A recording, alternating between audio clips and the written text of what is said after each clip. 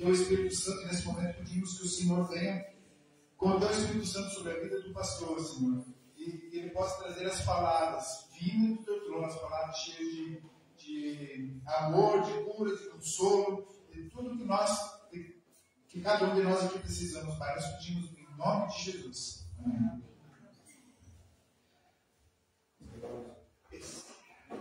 Vamos pegar o livro de Efésios. Eu quero aproveitar.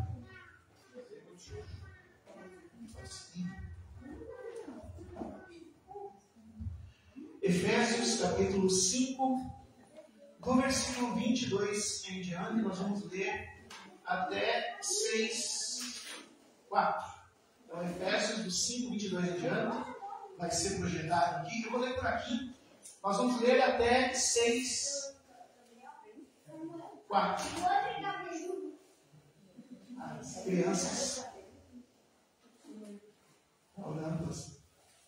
Deus abençoe. As crianças também estão tendo o seu momento na palavra. Vamos lá. Podemos nos assentar.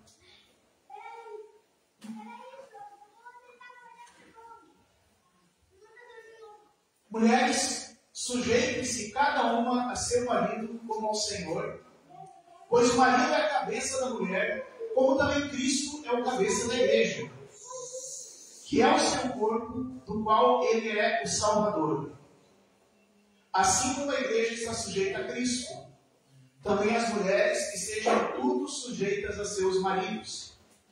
Maridos, amem cada um a sua mulher, assim como Cristo amou a igreja e entregou-se por ela, para santificá-la, tendo-a purificado pelo lavar da água mediante a palavra. Segue. E para apresentá-lo a si mesmo como igreja gloriosa, sem manchas nem rugas ou coisa semelhante, mas santa e inculpável. Da mesma forma, os maridos devem amar cada um a sua mulher como a seu próprio corpo. Quem ama a sua mulher, ama a si mesmo. Além do mais, ninguém jamais odiou o seu próprio corpo. Antes o alimenta e dele cuida, como também Cristo faz com a igreja, pois somos membros do seu corpo. Por essa razão, o homem deixará pai e mãe e se unirá à sua mulher, e os dois se tornarão uma só carne. Esse é um mistério profundo, refiro-me, porém, a Cristo e a igreja. Portanto, cada um de vocês também ame a sua mulher como a você mesmo. E a mulher trata o marido com todo o respeito. Filhos, obedeçam aos seus pais no Senhor, pois isso é justo. Honra teu pai e tua mãe. Este é o primeiro mandamento com promessa, para que tudo te corra bem e tenhas longa vida sobre a terra. Pais, não irritem seus filhos, antes criem-nos segundo a instrução e o conselho do Senhor. Amém. Meu Senhor, meu Deus, nós te louvamos pela tua palavra que se renova cada dia, concordando com a oração, Senhor, do teu servo Rainer, pedimos que o teu Santo Espírito traduza essa letra em espírito de vida para nossas vidas, em nome de Jesus. Amém.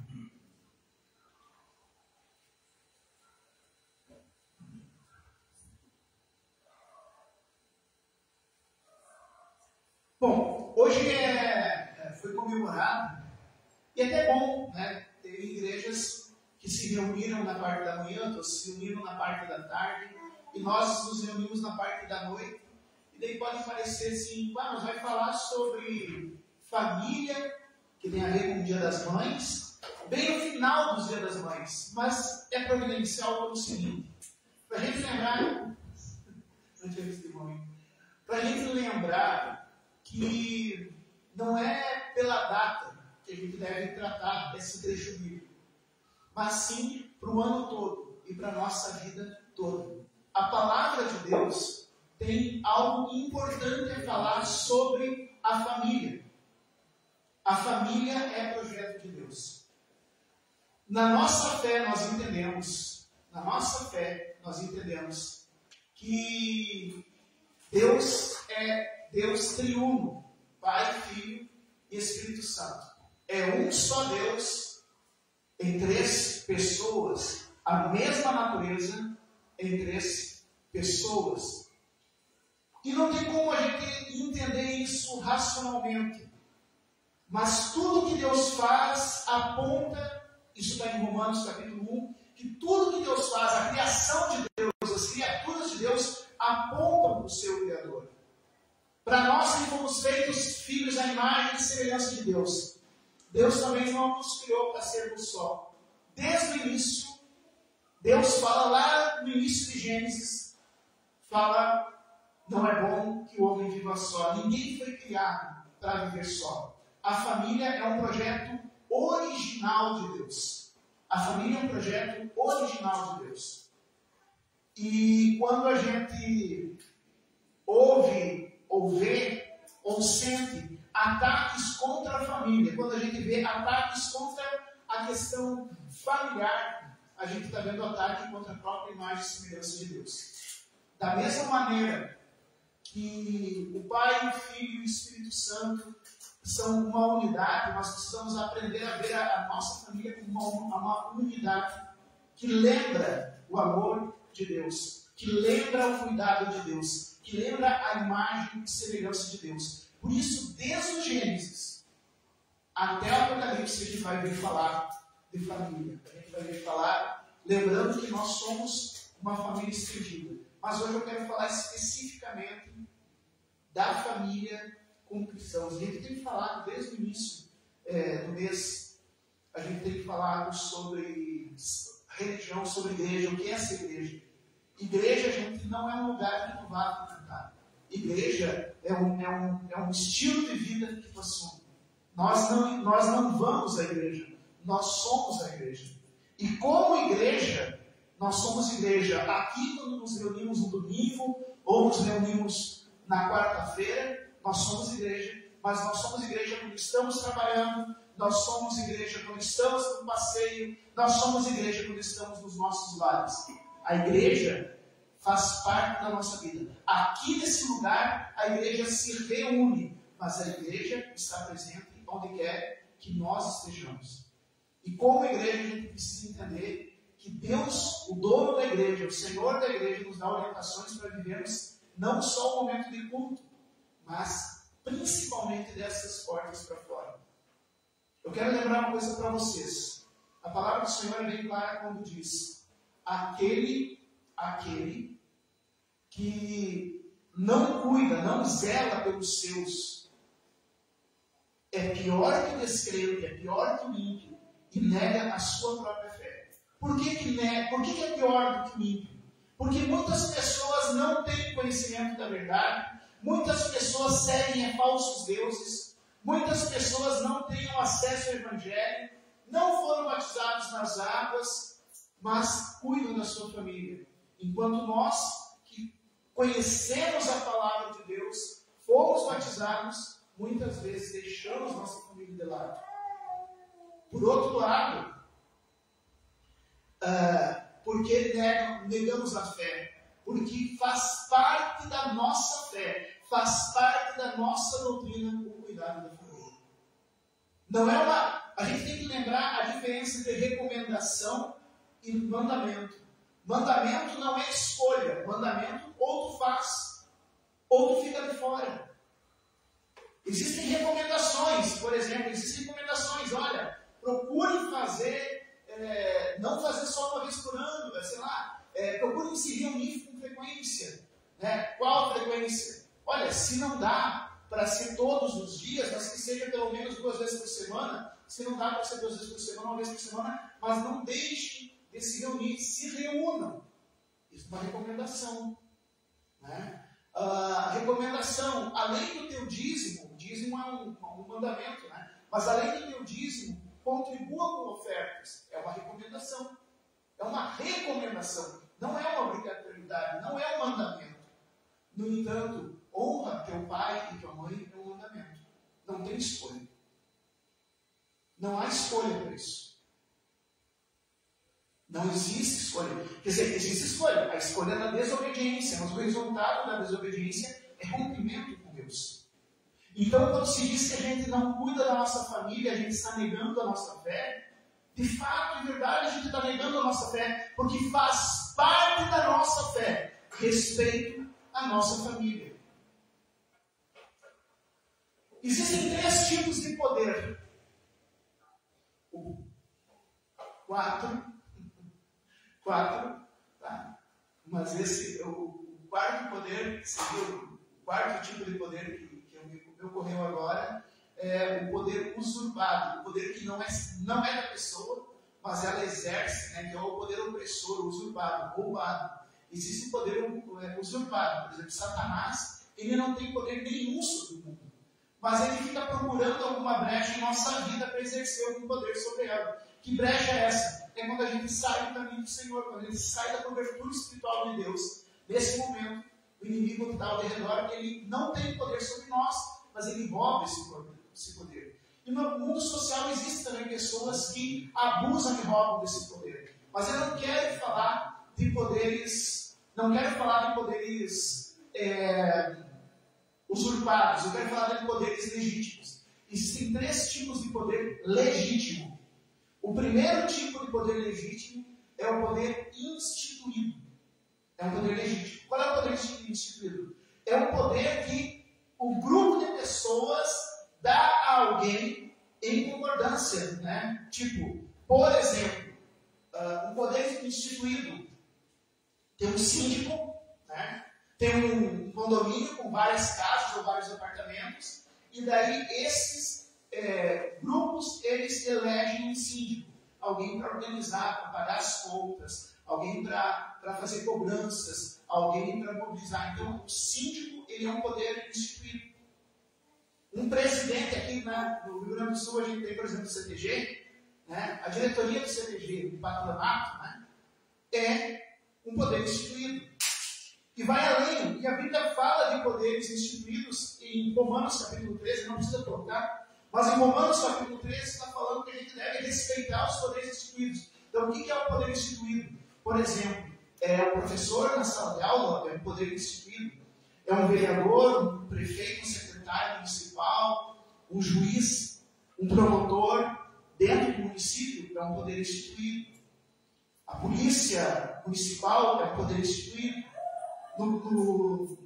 Na região do Estado, né? Então, por exemplo, o governador, os secretários do Estado, os deputados estaduais, os juízes e desembargadores e tal, né? A polícia, são poderes instituídos. Né? O diretor da escola, o chefe da tua empresa, o CEO da tua empresa, o diretor da tua empresa, ele é um poder instituído. O poder instituído, ele tem um limite. E o limite do poder instituído é o que foi convencionado. O poder instituído, o limite do poder instituído é aquilo que foi convencionado. É claro que tem pessoas que abusam do poder instituído. A gente vai ver muito mau exemplo de líderes que o que foi convencionado, ele foi colocado como líder para fazer isso, mas por baixo do pano ele nem faz tudo o que ele deveria, mas faz coisas que não deveria. Isso é errado. Há um limite para o poder instituído. Né? Esse é o poder instituído. Então, o poder instituído, de uma certa maneira, porque também esse exemplo faz parte também de um segundo, né? Mas existe, por exemplo, se eu hoje estou como obreiro responsável pela Igreja Batista Manancial, é um poder instituído.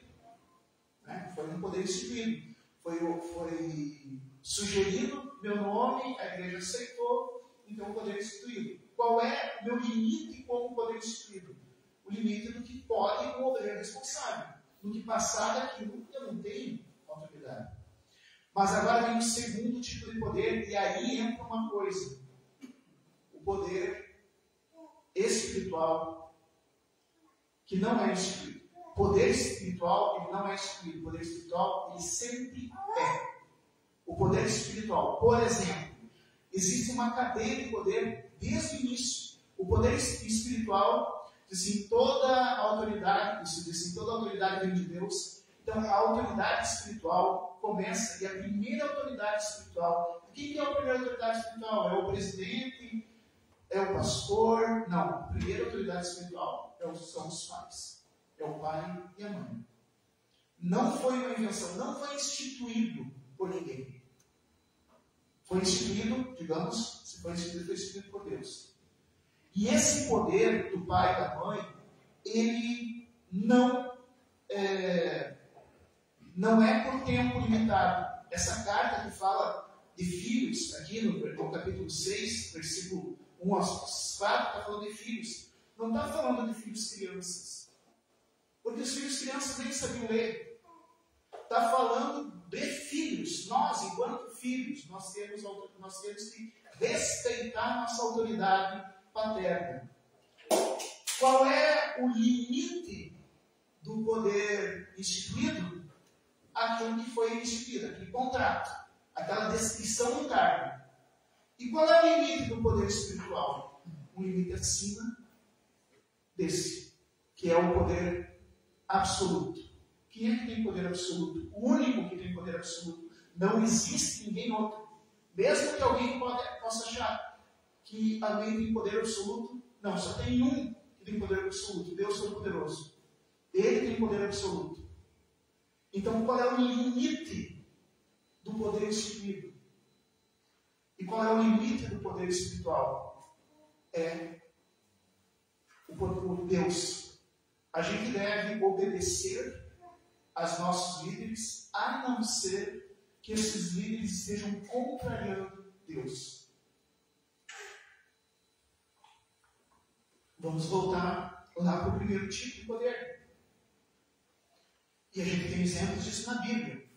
Começa Atos dos Apóstolos, capítulo 1, já começa falando isso. Que o rei, ele era a autoridade máxima. A autoridade instituída máxima. Mais do que um presidente. O presidente tem 3 poderes junto com ele para coordenar. Não, o rei era uma autoridade máxima. Ele se achava absoluto, embora não fosse. E a prova é isso. O rei Herodes, ele estava agindo, mas acima do poder dele, ele estava indo contra o poder de Deus. E quando os apóstolos e discípulos de Jesus eram presos e eram proibidos de pregar, eles respondiam.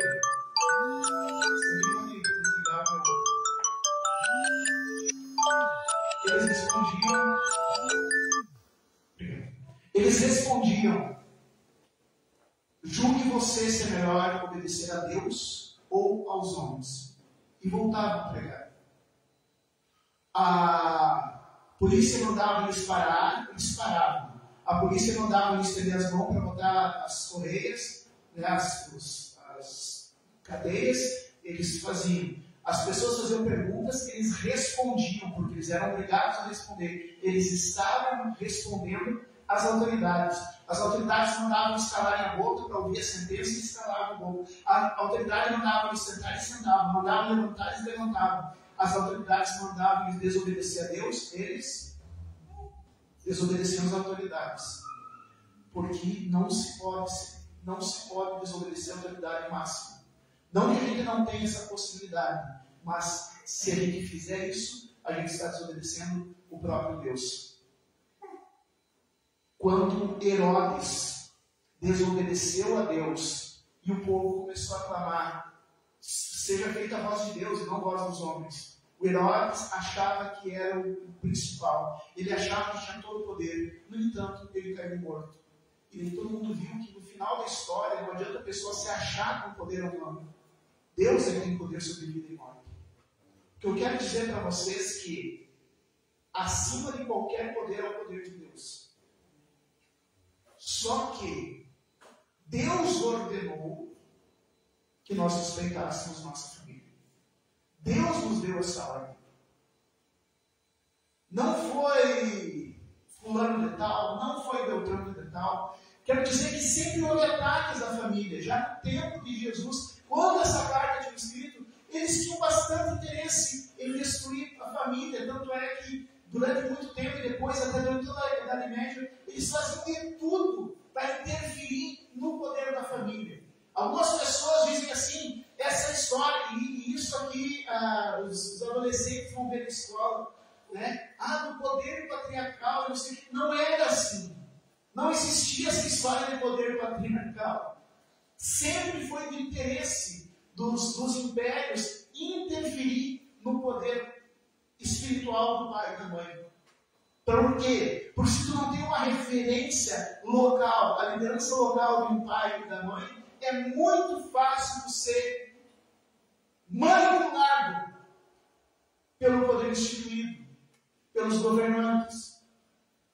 Por isso que é tão importante fazer com que esposo e esposa não se acertem, não caminhem junto, mas fiquem discordando. Por isso é tão importante para o poder das trevas que pai e filhos não se acertem, não exista respeito, não exista. É importante, porque se for assim, fica fácil manipular. Eu quero lembrar para vocês que quando vocês caírem doentes, não vai ser líder político, não vai ser sequer líder religioso, não vai ser partido político A, partido político B, não vai ser o teu artista favorito, não vai ser o teu filósofo favorito que vai cuidar de ti. Quem vai cuidar de ti são as pessoas que tu ama.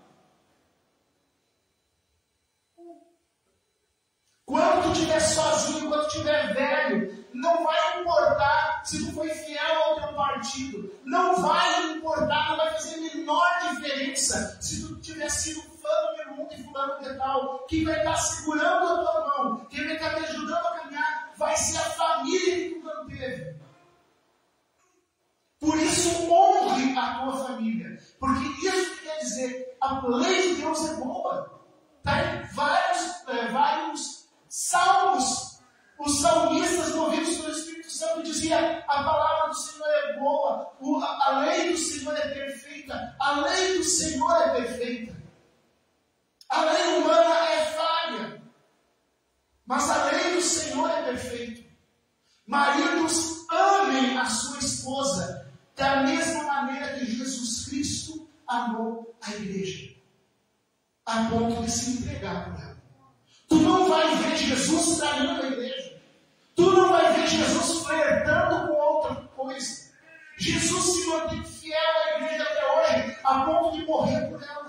Jesus continua investindo na igreja. Se vocês tiverem um mínimo de crescimento espiritual, foi que Jesus investiu em nós, a igreja. Jesus nunca abandona a igreja. Jesus sempre está a favor da igreja. Jesus está protegendo a igreja. E é assim que nós, maridos, temos que ser. E uma vez, a Maria está ali do lado, mas uma vez, eu era ateu, né? E eu estava lendo assim, esse texto. Foi no casamento da Maria do Leandro. E daí eu disse assim: mas que coisa mais machista.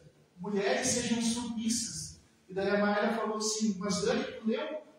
Tu viu o que tem em cima? Porque a palavra submissa não quer dizer subjugada. Presta atenção. Mulheres sejam submissas. Não quer dizer que a mulher tem que apanhar no marido. Isso não é submissão.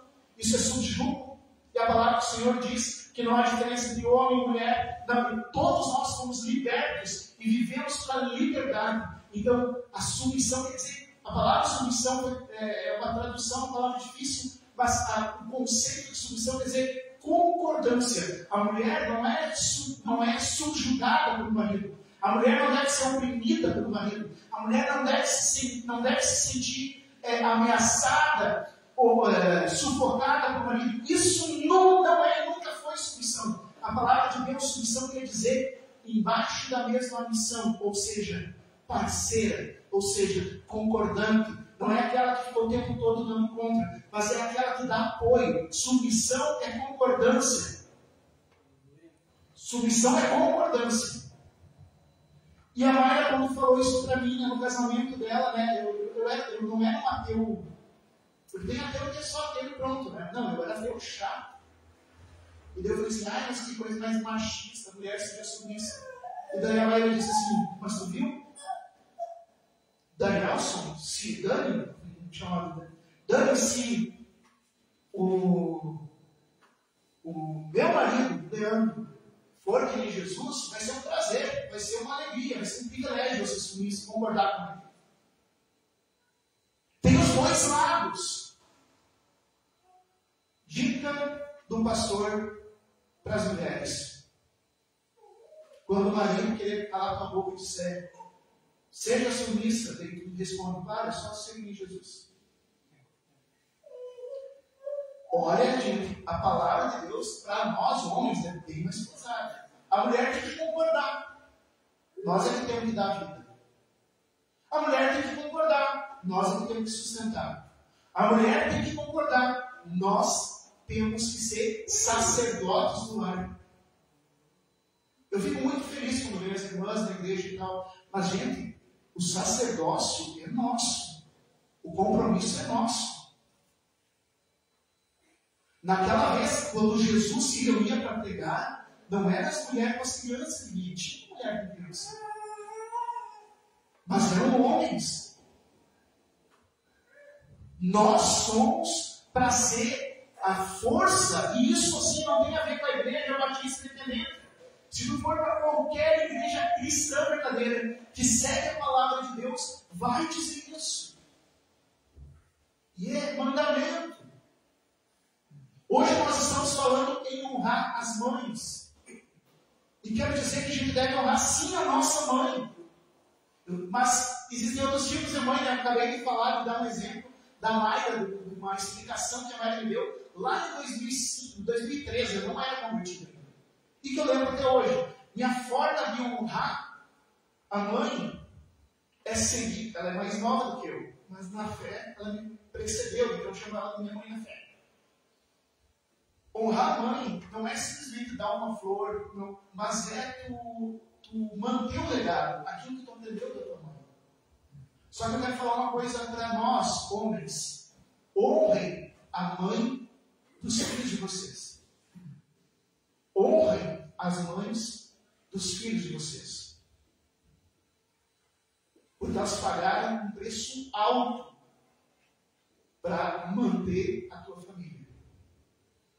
Eu trabalho assim como vocês, apesar de eu ser pastor, eu também tenho minha vida secular. E eu sei do problema que é ficar equilibrando conta, quando não entra o dinheiro que precisa. Eu sei tudo isso. Eu sei do estresse.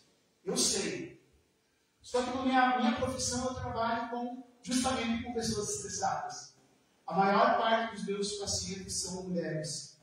E eu posso afirmar para vocês, com os meus mais entre 3 mil e 5 mil pacientes que eu atendi desde 1998, eu posso afirmar para vocês que a carga de estresse que as nossas esposas estão vivendo, que as nossas mães estão vivendo, é muito superior a nossa. Porque assim, a gente tem um problema, mas o nosso problema é objetivo.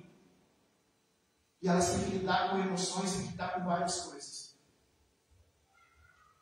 Então, para que a gente possa pedir submissão a elas, dizer assim, olha, seja mais a favor do que contra. Me apoia. Isso que é essa submissão. Apoiar o marido. E olha que a Bíblia está mandando, não é o pastor. A Bíblia está mandando, vocês mulheres, apoiem os seus maridos. Vocês mulheres, não fiquem o tempo todo criticando. Podem ter certeza que eles estão fazendo o melhor que eles podem. Não tem nenhum que quer dizer assim, levanta de manhã, olha para o espelho e diz, olha, hoje eu vou ser um fracassado, vou fazer tudo do contrário. Eu sei que o certo é assim, eu vou fazer justamente o errado só para incomodar a minha mulher. Não existe um homem no planeta que pensa assim. As pessoas levantam e querem fazer... os homens querem ser úteis para a família. E a melhor coisa que vocês podem dizer assim, que legal, que bom que eu tenho tu como chefe da casa, porque tu está conseguindo manter. Olha que legal o trabalho que tu faz. É muito mais, muitas vezes, do que, sei lá, dar um presente. Apoiar. A Bíblia está mandando fazer isso. Mas a nossa parte, homens, é nos olhar para Jesus e pensar o que Jesus faria com a igreja. É isso que eu tenho que fazer na minha casa. Se eu tiver que morrer para que a minha família esteja bem, é o que eu vou fazer. Se eu tiver que suar, se forem para atacar a família, eu vou na frente e eu vou tomar todas as pedradas. A família não vai, a família não pertence. É isso que a Bíblia nos chama a fazer. Então, honre tua mãe sim, mas honre também a mãe dos teus filhos. E filhos, e agora é para todos nós. Todos nós somos filhos. Muitos aí não são pais, muitos não são esposos, mas todos nós somos filhos. E eu quero dizer assim, que um único Pai é perfeito, o Pai de todos, o Deus Todo-Poderoso, Ele é perfeito, Ele não, e mesmo assim a gente se queixa dele. Mas Ele é perfeito, a gente se queixa injustamente. Os nossos pais não são perfeitos. Eles são que nem a gente não é perfeito, eles também não. Eles fazem coisas erradas, eles se enganam.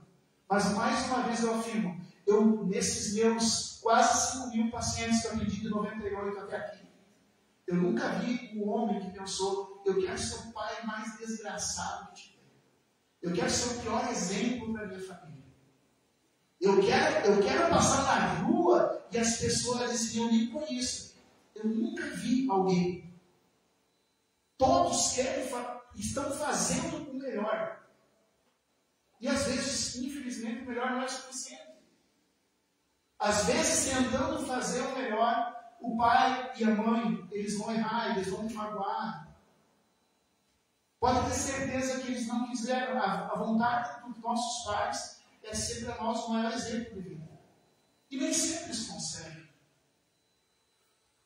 Mas, mais uma vez, não sou eu que estou falando, não é o Danielson, não é a Batista Independente, é Deus que está falando, honra o teu pai e a tua mãe. Não está falando, né? Não está falando, honra o teu pai e não a tua mãe. Honra a tua mãe e não o teu pai. Está falando, honra o teu pai e a tua mãe, porque o primeiro mandamento com promessa. Eu tenho visto dos dois lados. Primeiro, pessoas que morrem muito cedo, pessoas que não conseguem prosperar na vida, estão sempre ativando. Escolher a história deles. Uma das coisas é eles guardam mágoas e ressentimentos, eles não conseguem perdoar os seus pais. E ficam patinando na vida. E eu também vi pessoas, entre elas o meu próprio pai, entre elas o meu amigo Pedro Rosa, que tem 105 anos, 104, mas 105 agora em setembro, né? Eles têm uma vida longa, têm paz de espírito, não precisam ser ricos, mas têm paz de espírito também, e todos eles honram os seus pais. E daí a gente diz, é coincidência? A palavra de Deus não é coincidência, está escrito aqui. Está escrito aqui. Os nossos pais, sim, eles erram, eles não são perfeitos. Talvez o teu pai, talvez a tua mãe tenha te magoado, tenha te feito coisas erradas. A palavra de Deus diz, não guarde essa. Quantas vezes eu devo perdoar o meu irmão? Quantas vezes eu devo perdoar o meu pai e minha mãe? Porque assim, Jesus diz, vamos dizer, 7 vezes? Não, 70 vezes 7. E não é 490, é sempre. Perdoar sempre. É difícil? É. É impossível? Seria, se Deus não nos desse o Espírito Santo de Deus. Porque é isso que quer dizer, você já deve ter ouvido, talvez eu já deve ter ouvido alguma vez alguém falar assim, a letra mata e o Espírito vivifica. Isso aqui é texto bíblico. Mas as pessoas dizem a letra mata e o Espírito vivifica, dizendo, não se deve estudar porque a letra mata. Alguém já ouviu isso? Eu já ouvi. Não presta a estudar muito, porque a letra mata. Não é isso que está dizendo. A letra quer dizer os 10 mandamentos. O mandamento diz, honrará teu pai e tua mãe. Se tu não honrará, tu é digno de morte espiritual. A letra está te condenando. Mas o Espírito te vai cuidar da vida. Por quê? Porque o Espírito Santo está em Romanos capítulo 5, versículo 3. 33. Que o Espírito Santo nos foi dado e o Espírito Santo nos deu amor de Deus. O amor de Deus foi derramado em nossos corações pelo Espírito Santo. Nós, com o nosso amor filial, ou paternal, ou conjugal, ou fraternal, não conseguimos, muitas vezes, amar o nosso próximo, perdoar o nosso próximo. Mas Deus sabia disso e enviou o seu próprio Espírito. A presença de Deus em nós nos proporciona capacidade para ir além do que nós humanamente poderíamos. Então, se tu que é esposo não consegue amar tua esposa como Jesus amou a igreja, está certo, não consegue mesmo. Tu precisa pedir que o Espírito Santo te revista. Mulher, se tu não consegue ser submissa ao teu marido, tu não vai conseguir carnalmente, tu precisa pedir que o Espírito Santo te revista. Filho, não, antes disso, filhos, se a gente não consegue perdoar o nosso pai, se a gente não consegue perdoar a nossa mãe, se a gente não consegue perceber que eles são a autoridade espiritual da nossa vida, a gente deve honrá-los, a gente deve isso, perdoar a parte humana deles e continuar honrando. Humanamente tu não vai conseguir, por isso tu tem que pedir o Espírito Santo que fortaleça. E por último, honra teu pai e tua mãe, para que tudo te corra bem. Aqui, pais, não irritem seus filhos, antes criem-nos segundo instruções e o conselho do Senhor. Não é conselho da internet, não é conselho de não sei o quê, não é conselho do partido político, não é conselho do teu influencer preferido, do teu artista preferido, não é isso que vai fazer tu orientar os teus filhos. Tu vai orientar, tu vai criar os teus filhos, não é a tua própria ideia, não é o teu próprio conhecimento, não é o que teu pai fez contigo que tu vai fazer com teus filhos. É para te criar os filhos no conselho do Senhor, na instrução do Senhor. Porque senão tu vai estar empurrando teus filhos para a ira. E é o que o diabo quer. E é isso que o inimigo tem feito nas famílias. Tem jogado esposo contra a esposa, tem jogado pai contra filho, filho contra pai, irmão contra irmão. Por quê? Porque isso destrói a autoridade espiritual e daí ficamos à mercê do diabo, que se manifesta de várias maneiras. Nós não podemos entregar os nossos filhos à ira. Não podemos provocar os nossos filhos. Nós temos que ser sábios, temos que ser justos. Mas eu não fui criado assim. Mas tu não é para te criar os teus filhos da maneira que tu foi criado. É para te criar os teus filhos na instrução e conselho do Senhor. Não é no conselho do teu pai, do teu avô. Não é no conselho, sei lá de quem. Não é no conselho, não é do teu próprio conselho. É do Senhor. Mas eu não conheço a Bíblia, pastor. Quarta-feira tem estudo bíblico. Tu quer o bem para a tua família? Vem no estudo bíblico. Porque daí a gente senta, conversa, tira dúvida, não é uma pregação. Não sou eu que estou dizendo, gente. É a palavra de Deus. Hoje nós estamos comemorando e celebrando essa autoridade espiritual, essa bênção sobre nossas vidas. Amém. Mas eu quero que vocês, não só no Dia das Mães, que é uma festa, não é uma festa religiosa, é uma festa do comércio, é legal, não tem nada de errado, tem até uma justificativa bíblica, honra teu pai e tua mãe, então estamos honrando a mãe, então está tudo tranquilo. Mas honrar a mãe não é entregar uma florzinha ou cantar um cantinho. Honrar a mãe, honrar o pai, é seguir o que Deus fala. E nós, como eu, no caso, não sou pai biológico, mas a palavra descreve pessoas que são evangelistas, que levam pessoas ao batismo, que isso aqui como pais da fé. Então eu também tenho responsabilidades. E a Bíblia diz que eu não devo orientar os meus filhos dentro da minha própria cabeça, mas dentro da palavra de Deus. Em todo lugar, no culto, hoje eu vi um pouquinho da palavra de Deus no culto do domingo. E se quiser se aprofundar na quarta-feira, a gente vai vir mais profundo. Porque não é assim eu falando uma palestra e vocês ouvindo, a gente sentado, conversando, tirando dúvida. É diferente. É um momento diferente. Vocês estão convidados a participar. Para quê? Para que vocês possam entender o que Deus quer fazer na família de vocês. E deixa eu falar uma coisa. Pode ser que a família de vocês já seja maravilhosa. Mas Deus quer fazer melhor. Ainda.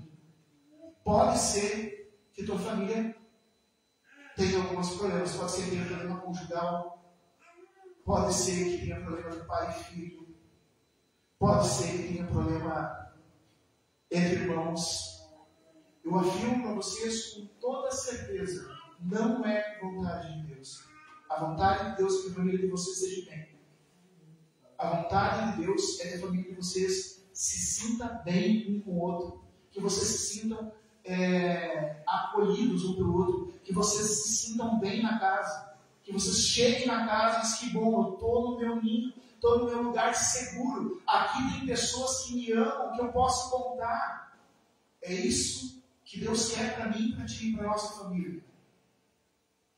E por isso que o inimigo fica nos distraindo, para que a gente não saiba disso e não saiba o que Deus quer fazer na tua família. Queremos sim agradecer as nossas mães. Eu quero agora, antes da homenagem às mães, eu queria não só levar a igreja a um momento de reflexão pelas mães progenitoras, mas sobre as autoridades espirituais da nossa vida. Primeiro, os nossos pais, pai e mãe. Nossos padrinhos, aquele tio, aquela tia que fez um papel importante na nossa vida, aquele pastor, aquela pastora que fez um papel importante na nossa vida e que nós guardamos mágoa. Aquela pessoa que exerceu autoridade espiritual sobre a nossa vida e que nós desonramos, que nós muitas vezes fizemos que nem Pedro fez, negou a Jesus, porque todo mundo lembra de Judas. Judas traiu Jesus, mas Pedro também traiu.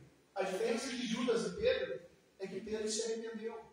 Às vezes a gente trai o nosso pai, às vezes a gente trai a nossa mãe, às vezes a gente trai as pessoas que a gente deve confiança. Mas nesse momento, eu gostaria de pedir que vocês parassem, pensassem, fechem os olhos. Eu não tinha pensado nisso. Está ligado o teclado aqui?